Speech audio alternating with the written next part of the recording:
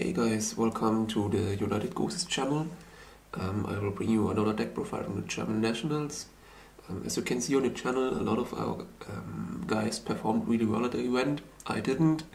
I brought an event to the main event and really did not feel comfortable with the deck and decided to drop after a few rounds where I really did not feel well playing the deck.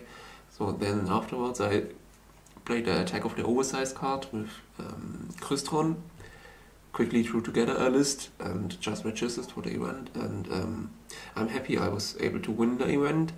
So yeah, while I did not perform well in the main event, I did at least win an Oversized card, so that's pretty nice.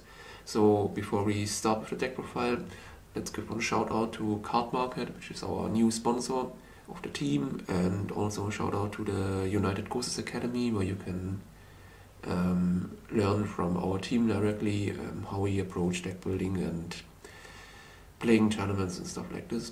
But now let's start the deck profile. I played Crystron Horus, spoiler one cluster. I played two Crystron Tristeros, which seems to be the standard ratio since he doesn't do anything alone.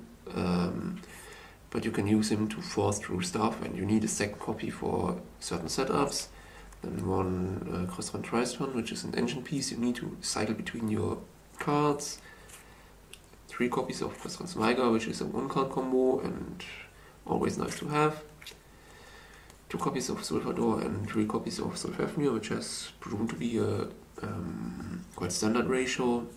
They really work out to extend through a lot of stuff.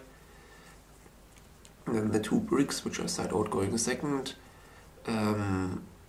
Well, this one is not particularly a brick, but you want him to extend through certain stuff, and this one is to make your end boards a lot more flexible. Then for the Horus engine, I played only 4 names. I decided to cut the Duamutev, since I didn't feel like it was necessary to include the combo where you open Tristeros plus Amsit to make a rank 8 and then a synchro 10 next to it. Yeah, and I also never did miss the 3rd Horus name, so that was a good decision to cut 1 brick. And then for the non-engine, 3 Troll, 3 Ash, 3 Fuvalos, 3 Purulia, nothing special here. 29 monster cards. Then for the spells and traps, this is for the Crystron engine, self-explanatory here. And then 2 copies of King Sarcophagus for the Horus engine. Then for non-engine spells, played 3 copies of Forbidden Droplet, 1 Triple Tactic Silence and 1 Called by the Grave. They all perform really well. As you can see, there is an absence of Super Poly in this main deck. I didn't really like playing Super Poly and Droplet and Horus cards, since this bleeds way too many cards from your hand, so I decided to cut the Super Poly since I believed it was mid versus Mitsurugi Rise Seal and just okay-ish versus Malice. Yep, and that also really worked out well. And then for the last card in the main deck, for 41 main deck cards in total, is the Crystron Cluster. Then extra deck, 2 copies of LS Skeletos. I think I summoned the second copy twice during the tournament or once, but you definitely need it, it will come up. Then 1 Quarion Gundrux, MVP as usual. Then for a new card in the extra deck, 1 Excel Synchron. This is only here to facilitate another card in the extra deck. You will try to set up an end board where you have your Cyber Dragon Infinity as usual, plus Crystron Tristeros, plus any level 5 monster. This could be a Sulfafnir or a Dawn Drexler that is reduced to level 5 already. That's what you are trying to go for. And then you use the Tristeros during your opponent's turn to summon a level 3 Smiker, for example, and synchro summon in the Excel Synchron. Then you will use the quick effect synchro of Excel Synchron to synchro with this and the level 5 monster into Arms of Genix Return 0. This dude single-handedly won me 2 matches in the semifinals versus Octo Alien Mitsurugi Fiendsmith. He negated Nightsword Serpent, Fiendswith Engraver, and Mitsurugi Kusanagi in one turn, which was just too much for my opponent. And against Malice, I also negated the Malice name and was able to negate a Splash Mage as well. So yeah, he's basically negate for every attribute that you have in your graveyard. So like Access Code, Talker, banishing one attribute per turn, this can do the same for monster negates. Then 2 copies of FA Dawn Trackster. The second copy of Dawn Trackster was the only card that never came up during this tournament, but what was fine.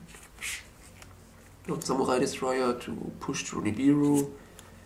Nova Infinity, you know them, you love them. Then for the rank 8s, 1 Zombie Vampire, 1 Photon Lord.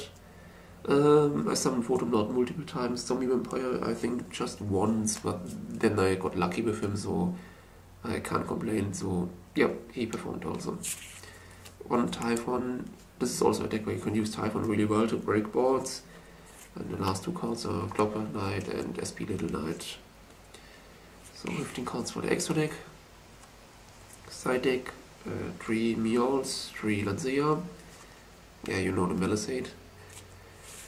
Also the Meowls is pretty okay versus Pure Mitsurugi, which I faced a lot of in that tournament as well. And then 3 copies for Shared Right for going first, not Shared Right, mistaken, Arrest for going first.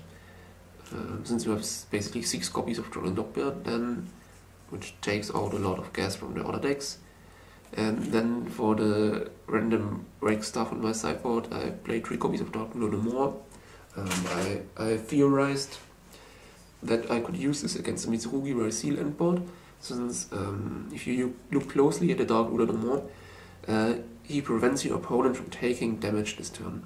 What this means, if they activate Mitsurugi Prayers, tribute a monster, and then try to take damage for the Reborn effect, they can't take the damage, since Dark Blue no more prevents them from taking damage, and therefore prevents them from reborning with Mitsurugi Prayers, which was a nice interaction.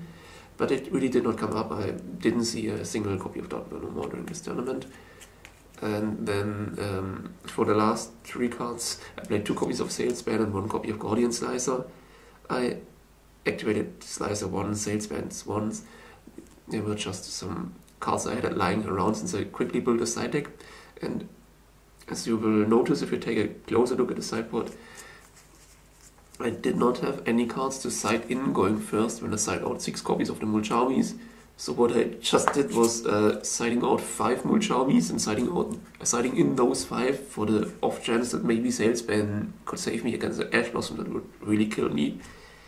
But yeah, Salesman did not come up going first, so my siding patterns were absolutely scuffed. So just ignore that.